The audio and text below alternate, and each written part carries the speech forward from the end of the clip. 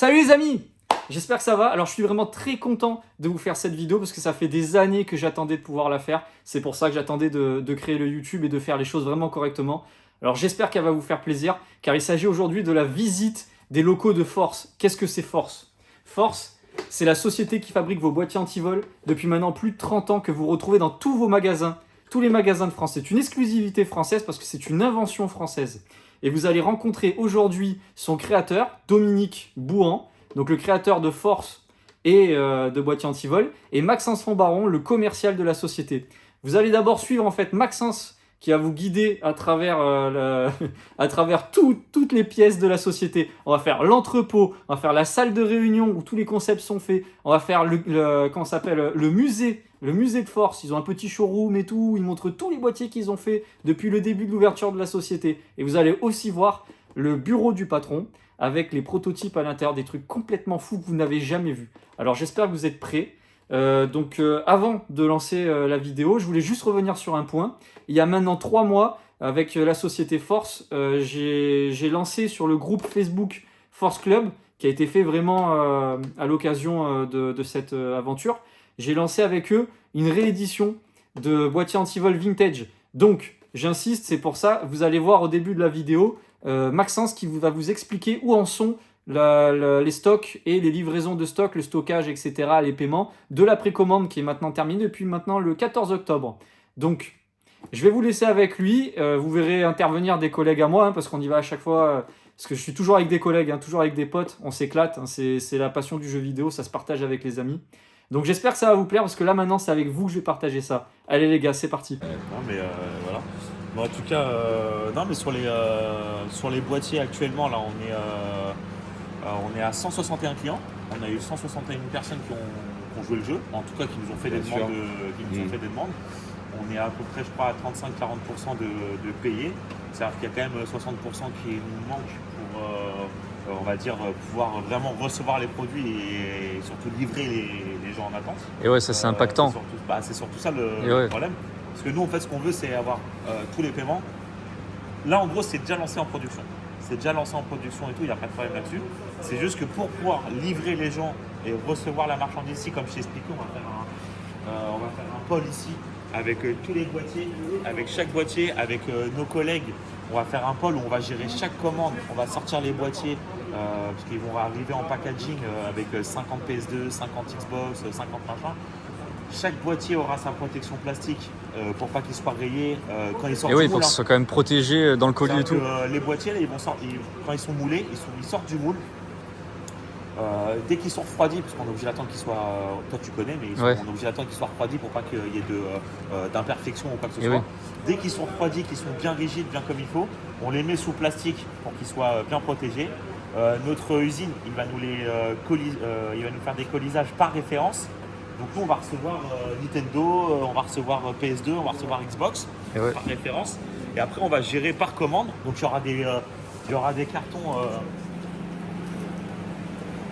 Il y aura des petits cartons comme ça, il y aura des gros cartons, il y aura des cartons un peu de toutes les tailles par rapport aux commandes qui ont été faites. Parce qu'il y a des commandes avec un boîtier, des commandes avec 50 boîtiers. Et oui. Donc chaque commande va être faite par nous. On va se prendre plusieurs jours à gérer ces trucs-là pour que les gens puissent recevoir ça proprement et tout ça. Et voilà. c'est ça, parce que pour le moment, toi, là, t'as que de la génération actuelle. Ouais, non, là, c'est parce que, en fait, nous, c'est ce qu'on fait actuellement. Ouais. Donc là, vous avez des cartons avec de la Switch. Ouais. Là, tout ça à côté, c'est du Switch aussi. Tout ça, là. Ah ouais, d'accord. Tout ça, c'est du Switch. Là, tout ça, jusqu'en haut, c'est du PS5. Là, tout ça, c'est du PS5. Mais là, on en a pas. On va en recevoir. Là, on va en recevoir parce que c'est les fins d'année. Donc, en fait, c'est là où on vend le plus de. C'est là où on vend le plus de produits. C'est quoi, c'est Nintendo qui te fait la demande et PlayStation ou c'est les magasins? C'est les deux. D'accord. Alors PlayStation, ils ne font plus de demande. Ouais. D'accord, c'est là pour PlayStation, c'est que les magasins. Par contre, pour Nintendo, c'est les deux. Ça reste encore les deux. D'accord. Alors, c'est des commandes qui représentent beaucoup moins qu'il y a. Ouais, qu'au lancement. Ouais, qu'il y a forcément. 15 ans, 20 ans en arrière. Ah, tu veux dire, ok, d'accord, les générations précédentes. Bah, c'est pas ça, c'est que maintenant, on est sur des générations de consoles qui sont, comment on appelle ça, il n'y a plus de CD. Ouais, c'est de plus en plus dématérialisé. Merci, chercher le terme. Dématérialisé, ouais.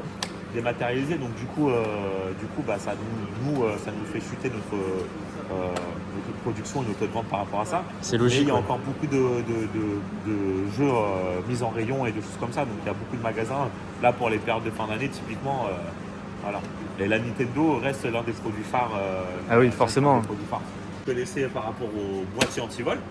Mais il faut savoir que nous, à la base, on est une société, on fabrique ce genre de portier que vous retrouvez dans les caisses. C'est les fameux qui sonnent quand tu passes avec ton boîtier à la caisse. Là, il y a une protection, mais logiquement, sur la protection, c'est du plexi. Voilà, tu les as derrière. C'est du plexi comme ça. Et c'est fabriqué ici. Ça veut dire que nous, on est l'une des seules boîtes à faire ça encore. À fabriquer. Les boîtiers, c'est du Made in France. Nos antennes, c'est du Made in France. On est l'une des seules boîtes à faire ça encore. C'est excellent. Donc, je suis même pas sûr que en 100% français, sans faire le Marseillais, je pense qu'on est... Et il sort ça à moi. C'est l'expression parisienne, les gars. Moi encore, je suis pas né à Marseille, mais Léa est née à Marseille. Et, par exemple, les bandes d'écoute, quand tu étais gamin et que tu allais acheter ton single, et ben la bande d'écoute, c'était Force. C'était nous qui revendons ça au magasin. Les rayons qui étaient un peu en arc de cercle avec tous les CD laser, tu vois, c'était nous, c'était nos rayons à nous. Nous, on vendait les rayonnages pour les magasins, des trucs comme ça. Et c'était fabriqué par Force. Tu vois, les bandes d'écoute, j'en ai pas ici. T'as pas une bande d'écoute qui traîne pour les... Bon là, t'as les potences. Mais les bandes d'écoute, on en vend encore. Maintenant, on va les vendre à des bibliothèques, à des événements, à des choses comme ça, tu vois. Mais tout ce que tu as, il y a beaucoup de choses que vous avez connues quand à la Fnac, tu allais à la Fnac, tu pouvais écouter, à la Fnac, il y avait même, on a fait une borne à l'époque, on était en partenariat avec Deezer. On avait fabriqué une borne avec un truc tactile. là-haut. Carrément. Borne Deezer, Et donc on avait fabriqué une borne avec Deezer où tu étais en tactile et tu pouvais choisir ton son, écouter ton son, tout ça. Donc, tout ça, c'est de la fabrication ici, quoi. C'est énorme. Le lieu est grand quand même, hein. Il est grand ton hangar. Dis-toi qu'avant, alors maintenant, forcément, maintenant ça a changé. Diminué, Mais avant, on avait même, alors là, il y a un autre bâtiment, avant c'était là qu'il y avait les moules. Et oui, c'est ce que m'a expliqué Dominique, c'est là que tu injectais à côté. Dominique c'est mon patron qui était plasturgiste. Plasturgiste, plasturgiste, son métier c'était plasturgiste. Donc c'est lui qui fabriquait les premiers moules. Donc on avait plein de machines, on avait plein de gars qui géraient, on avait un chef d'atelier et tout ça. Après on a délocalisé, on est toujours en France par contre. On passe par une grosse boîte qui a tous nos moules et qui a tous nos droits et tout. Il faut savoir que pour un moule, c'est comme si je vous présentais un carton, mais sans écriture. Vous avez un carton nu. Un moule, c'est un gros truc métallique. D'extérieur, si tu connais pas tes moules, tu sais pas ce que c'est. Il m'a envoyé des photos, je pourrais montrer un petit peu quelques photos. Si tu connais pas tes moules, et en fait, il y a une manière de les assembler déjà, parce que tu as une partie A, une partie B sur les moules. Déjà, il faut savoir, chaque moule ne se monte pas pareil, parce que selon, ça va être la vis qui va être à gauche, la vis qui va être à droite, bref, c'est plein de trucs différents. Donc, il faut le mec qui sache déjà faire tout ça pour gagner du temps. Il faut aussi, au terme des machines, j'ai vu, il y avait un petit commentaire, mais il faut savoir que par rapport au temps de chauffe des machines et tout ça, il faut savoir que même si on sait qu'il faut mouler à 370 degrés Celsius, quand je vais allumer ma machine, que je mets 370 degrés Celsius, je vais quand même avoir du rebut. Il va quand même falloir que je modifie de 5 ou 10. Et parce que tu as aussi la force du vérin qui pousse. Voilà. Et si c'est pas la même machine qu'il y a 30 ans, ça n'a rien à voir. Et la matière. Les machines il y a 30 ans n'étaient pas les mêmes. La matière aussi. La matière, elle a complètement changé. Les normes ont changé. On est sur des machines qui sont beaucoup plus performantes. Donc déjà, on arrive au lieu d'avoir des rebuts. Avant, il fallait au moins 80 ou une centaine de boîtiers pour faire en rebut. Et Maintenant, on est un peu moins. On est dans les 40, 50 rebuts. On arrive à obtenir même des fois moins. Là, le gars, il nous l'a fait je crois, même pas 15... Le Nintendo 64 ? Ouais. C'est beau. En même pas 10 boîtiers, il a trouvé le... Ah ouais, sacrément beau. Il a trouvé le réglage parfait pour avoir le boîtier parfait. Il est fort, le mec. Il est super fort. Donc, tout ça, c'est un métier. C'est pour ça qu'il nous en faut une quantité minimum. C'est pour ça que 400 pièces, il faut savoir que c'était pas du tout nous pour gagner de l'argent. C'était 400 pièces, c'était pour pas en perdre. Et oui. C'était par rapport au rebut qu'on allait avoir, par rapport... parce que en fait, lorsqu'on installe un moule sur une machine, il faut payer le mec qui installe le moule, parce que le moule, il faut le déplacer. Il faut savoir que là, on en a pris, mais avant, il y avait des grands rails on venait avec une chaîne, on attrape Oui. le moule. C'est Et pour en ça que fait, t'as un le moule, crochet dessus tellement il est lourd. Ouais, pour le déplacer, pour aller sur une autre machine, donc c'est déjà une machinerie. Il faut le gars qui soit apte à l'installer, parce que comme j'ai expliqué, chaque moule est différent. Ensuite, il faut le mec qui s'occupe de la machine, qui vient faire les réglages de la machine, machin. Et il faut le chef de chantier qui vérifie que les réglages soient bons, que tout ça soit bon. Donc pour installer un moule déjà, c'est toute une organisation. Donc installer un moule pour 50 boîtiers, c'est pas possible. Impossible, c'est pas rentable. C'est pas possible. Eh oui, tu te tues là. C'est pas possible. Et ouais. Donc voilà. Bah, après, on va aller en haut. Allez. Les pièces qui vous intéressent, elles sont là. Il y en a une qui va vous intéresser particulièrement, je pense que c'est celle-là. Ah, celle-là, elle plaît à beaucoup de monde. Celle-là. Et encore, c'est un petit peu sunfade. Hein. Ouais. C'est parce que tu la laisses dans le showroom tout le temps à la lumière comme ça. C'est ça, et dis-toi que ça, c'est le dernier survivant. C'est ton dernier survivant. Ça, on en a nulle part. Et ouais. Moi, je m'étais amusé à rechercher dans les stocks, justement pour faire un peu le showroom et présenter un peu le truc, je trouvais ça cool. Bah, pour retrouver certaines pièces. Et ouais, je sais. Il y a des trucs que vous avez jamais vus, mais ça, Mais ça déjà, regarde, ça c'est quoi? C'est des protos? Non, en fait, je t'explique, c'est à l'époque, c'était avec Carrefour, il me semble, mais Dominique expliquera mieux que moi. C'était avec Carrefour, on avait fait un truc où, en gros, on avait un boîtier générique. Ouais. Ok, donc le magasin, il achetait plutôt le boîtier. Et la déco, on interchangeait les décos. D'accord. Avec juste marqué la console, donc ok. PSP, PS2, PS3, ce que vous voulez. Et en gros, ça permettait aux clients de payer un truc moins cher. Ouais. Et juste de pouvoir changer pour avoir une déco de couleurs différentes. C'est génial. Il y avait des trucs de toutes les couleurs, enfin bref. On pouvait faire ce qu'on voulait en gros. C'était du personnalisable. Et c'était pour le client qui voulait pas forcément avoir Et du coup, t'as fait des le essais de boîtier couleurs officiel. différentes et tout. Ouais, t'as il y avait fait... plein de trucs. Il y avait plein de Ça, trucs c'est qui le sont, PSP en bleu, ouais. c'est génial. Ouais. J'ai vu le Et PS c'est Vita en pour bleu ça que clair. peut-être que certaines personnes ont ça. Parce que peut-être que certaines personnes ont ça. Ça, c'est le PS3. Oui, le PS3 bleu. Alors, En t'as fait le bleu et le violet. Alors, Yes. violet, je sais, moi j'étais pas présent, donc le violet, je pourrais pas savoir. Par contre, le bleu, je sais que c'était par rapport au PlayStation Network.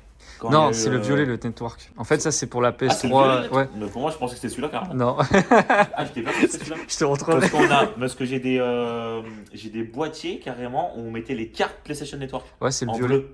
En bleu? Ouais, T'as écrit quoi là? PlayStation Network. Sur du bleu? Ouais. Ah, faudra que tu me montres alors, parce que moi, ouais. c'est sur le violet que j'ai ça. Ok. Parce que, ouais. Ah, t'as même des petites bornes Wii et DS. C'est Ouais, génial on ça. faisait même, c'était pour certains magasins, on avait fait des bornes pour tester les jeux. D'accord. Dominique avait fait Oui, ça, Dominique, il m'avait raconté que Dominique c'était. avait fait Il a ça. fait Dreamcast, PS2. Voilà, c'est ça. Et ouais, Donc, là, c'est un peu tous les boîtiers consoles, quoi. tu Vraiment, vois, le musée du boîtier, les gars. ça c'est dans les premiers boîtiers que Force a créé.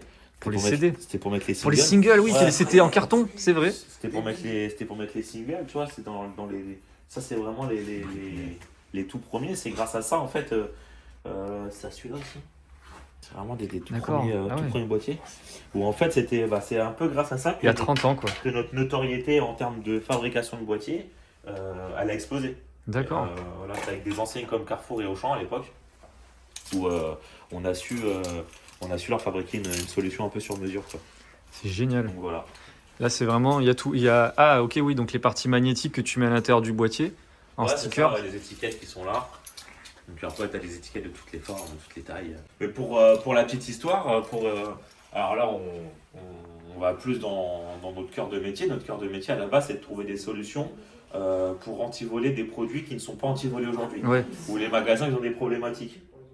Et par exemple, ça je peux le montrer, ça c'est plutôt Ça, c'est cool. le dernier que vous avez fait? C'est l'un des derniers, c'est pas le dernier, mais on est constamment en fait. Et On oui. est constamment en train de fabriquer des nouveaux trucs parce que le vol évolue et malheureusement tout évolue. On a vu qu'il y avait aussi des boîtiers anti-vol pour tablettes de chocolat à Marseille. Ouais, alors ça c'est des tablettes. Alors ouais, les boîtiers anti-vol, ça doit. C'était ceux-là qui sont beaucoup utilisés. Il est où le T01? Le T01. Bref, c'est un boîtier qui ressemble un peu à un générique comme ça, mais Ouais. un peu en plus fin.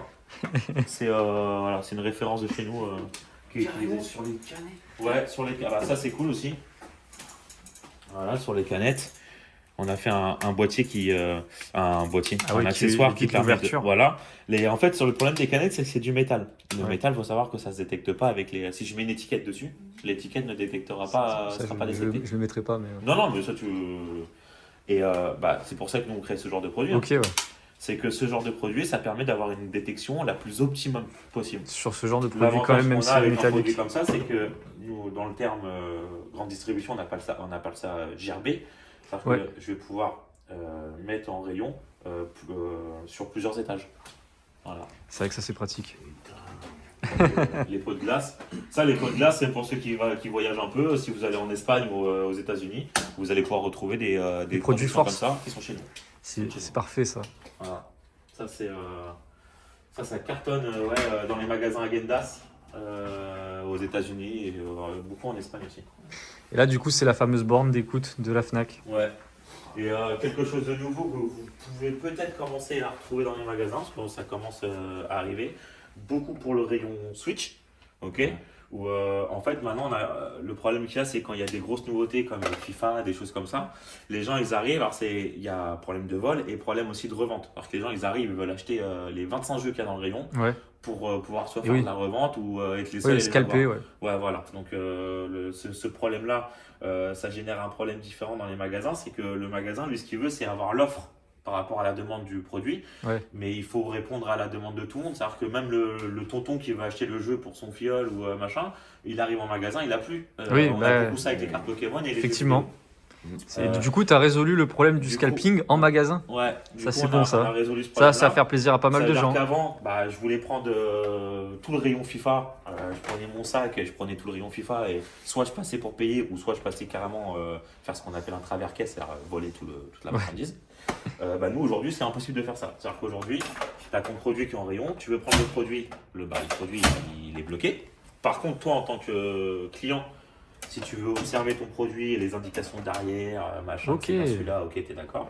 Et si tu veux prendre le produit, t'as juste à tourner, t'as ton produit, tu peux aller en caisse. Ton produit il est encore protégé par le boîtier, partout. Là, on a généré un temps d'attente, c'est-à-dire que le mec qui veut juste spammer le truc, ça va le saouler, donc soit il va en prendre un. Ça pourrait dissuader les personnes d'en sortir 50 en même temps. Exactement. Et pour mettre en rayon, c'est ok. Comme avant. Donc ça, c'est 100% chez nous. Tout ça, c'est de la R&D de chez nous, quoi. C'est excellent. Donc, tout ça sort de chez nous. Donc, voilà. Et après, on a exporté cette solution-là dans tout ce que vous pouvez retrouver en magasin. C'est-à-dire que ça, c'est un spider. Parce que, à mon avis, si vous n'êtes pas du métier, mais tout le monde a déjà vu ça dans une boutique. En fait, le problème du spider, c'est qu'à la base, moi qui ai été pendant 20 ans en rayon, quand tu veux faire un facing avec un spider, ça passe son temps à se casser la gueule. Nous, on a créé le même produit que tu avais sur la Switch. Là. On s'est dit, attends, on va remettre le spider, mais en rayon. C'est-à-dire que maintenant, les gens, ils peuvent faire un rayon avec du spider, en rayon, pour avoir un facing propre. Voilà. C'est excellent. La réflexion, elle va dans la facilité à mettre en place, dans la facilité à l'enlever, dans le facing, dans tout, quoi. On a généré cette salle-là il y a 2 ans et demi, 3 ans, je crois. Donc, quand il y a eu le Covid. On a dû faire ça. Et en gros, on a fait une salle de visio qui nous permet, parce qu'il faut savoir que nous, on travaille beaucoup avec l'étranger.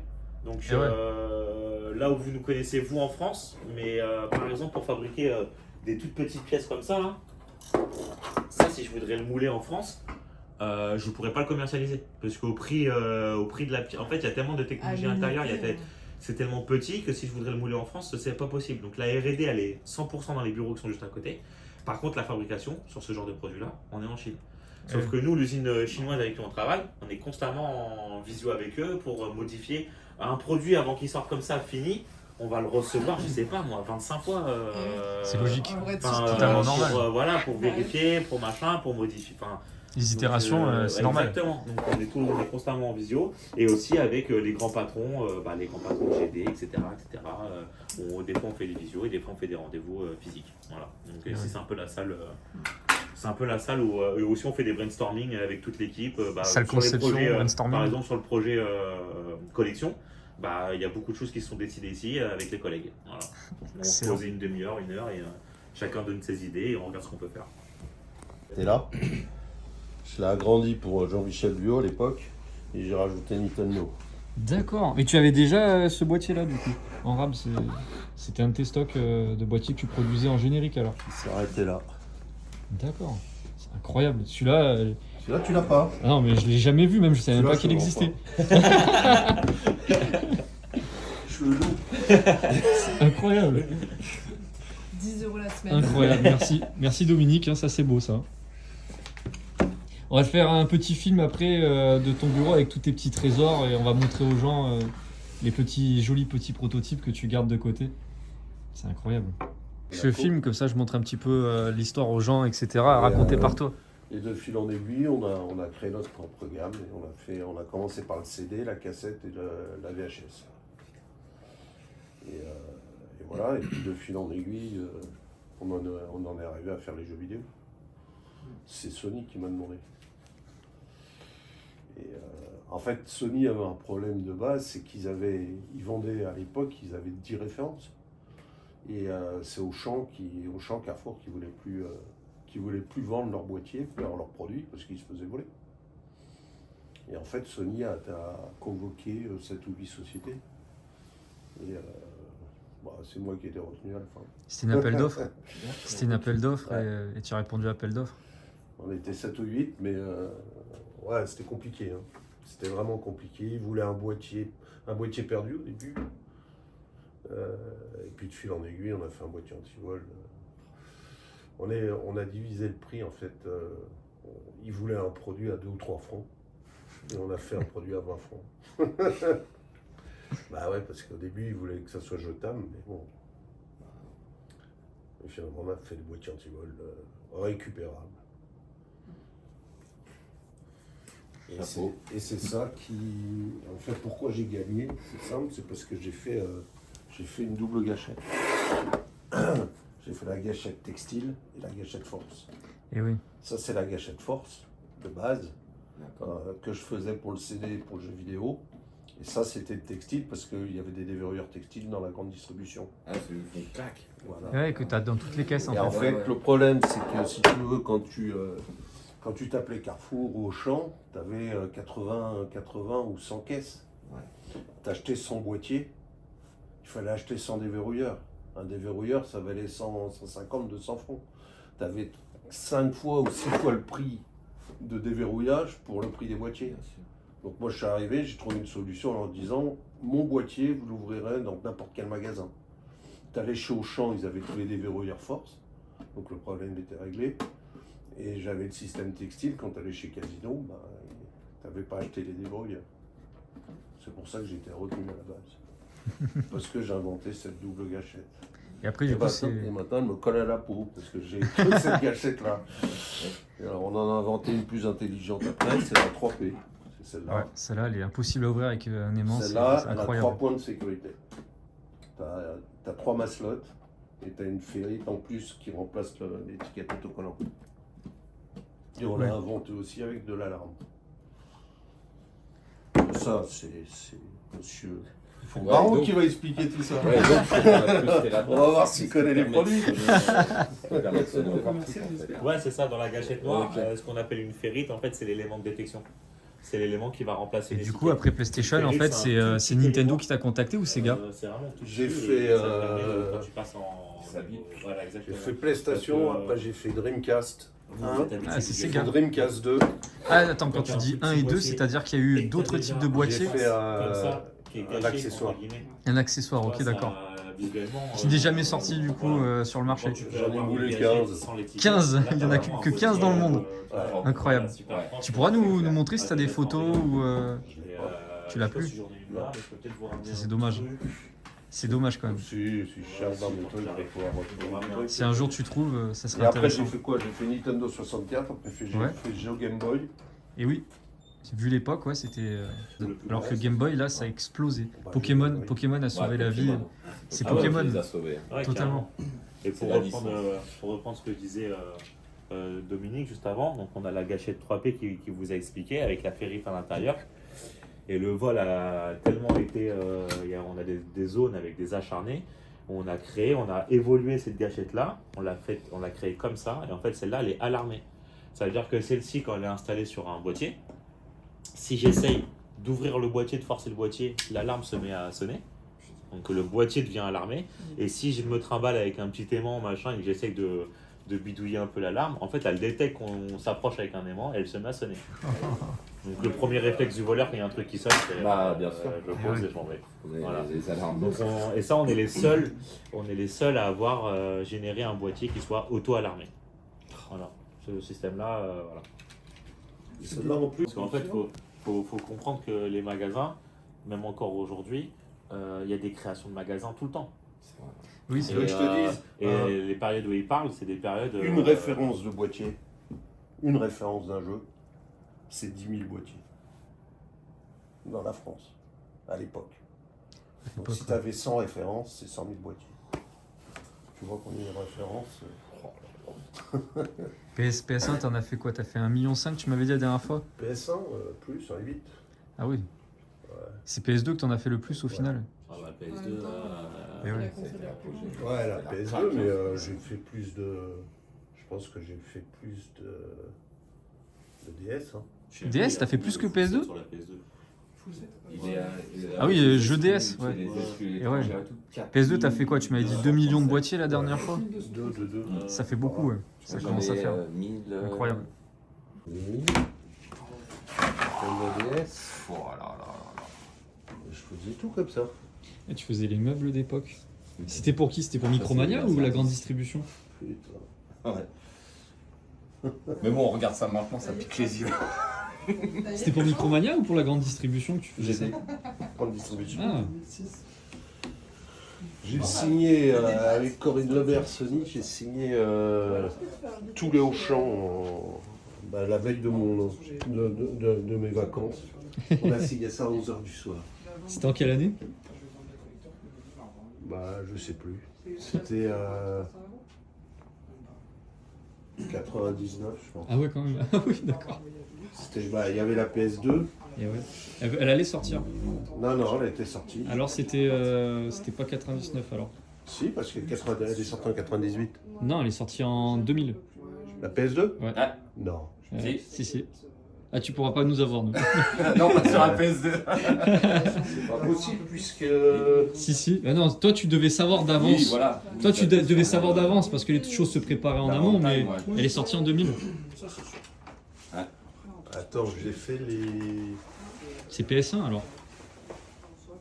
Et oui, ça doit être PlayStation 1, puisque t'as pas fait les boîtiers dès la sortie de la PlayStation 1.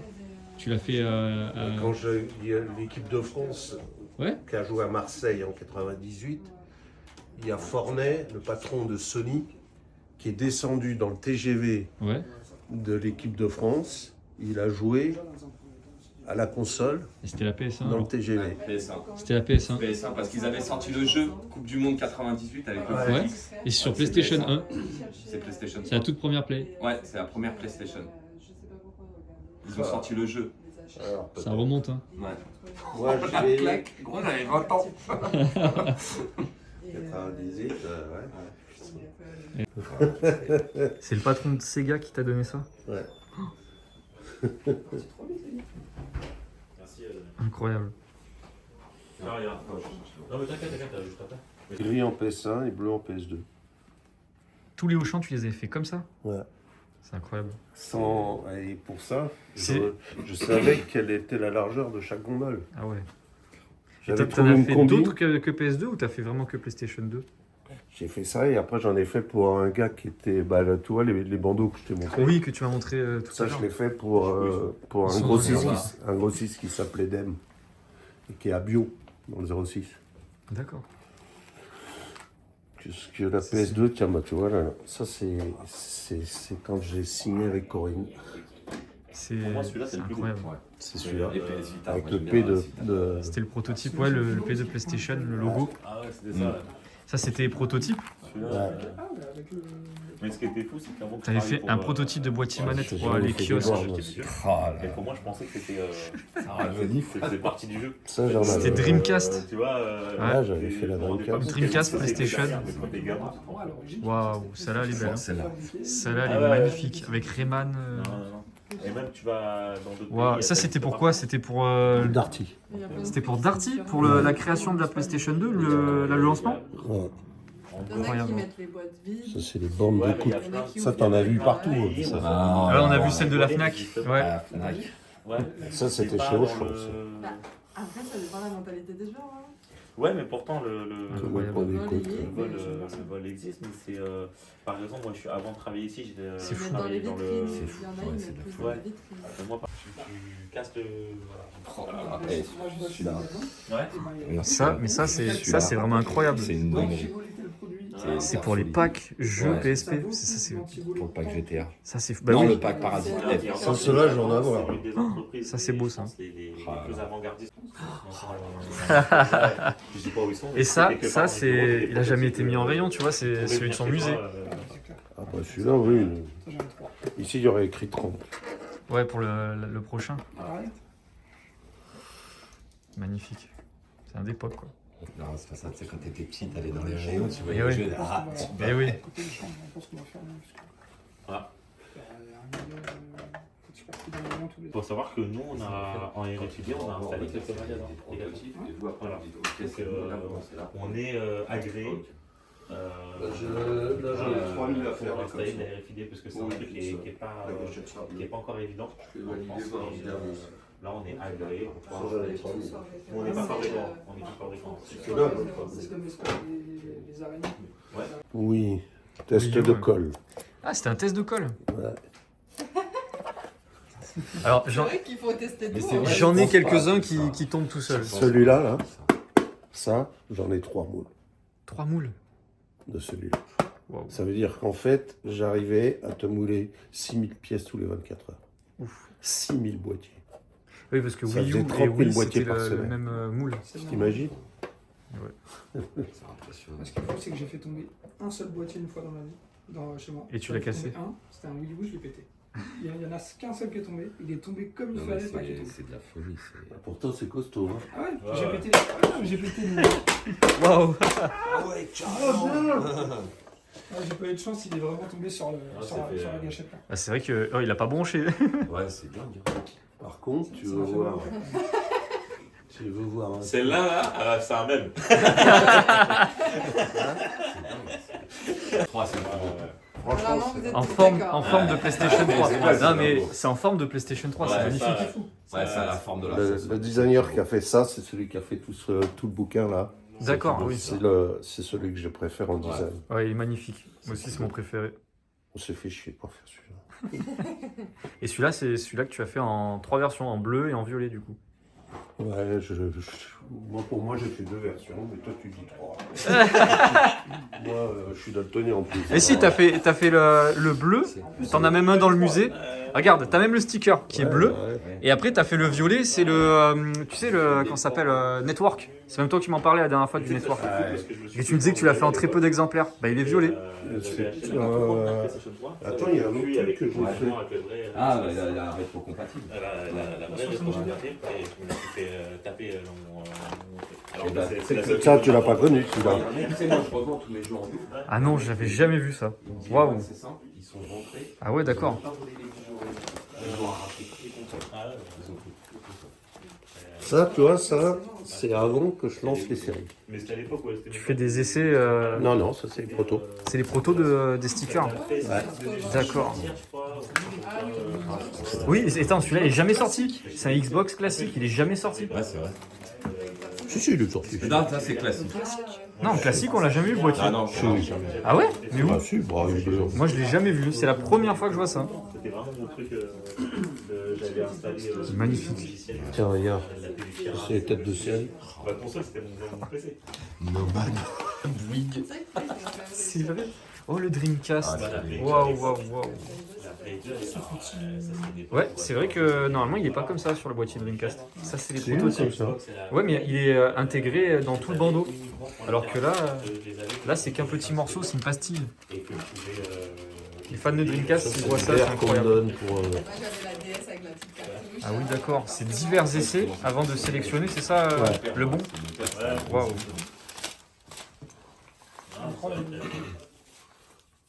France Télécom. Kodak, t'as vu? Ouais, ANS. Clac, c'est qui Ça va monter des trucs. c'est- Il manquerait plus qu'il se PlayStation 3. Waouh, le prototype du sticker PlayStation 3. Ça, c'est beau, ça. Bah, excuse-moi.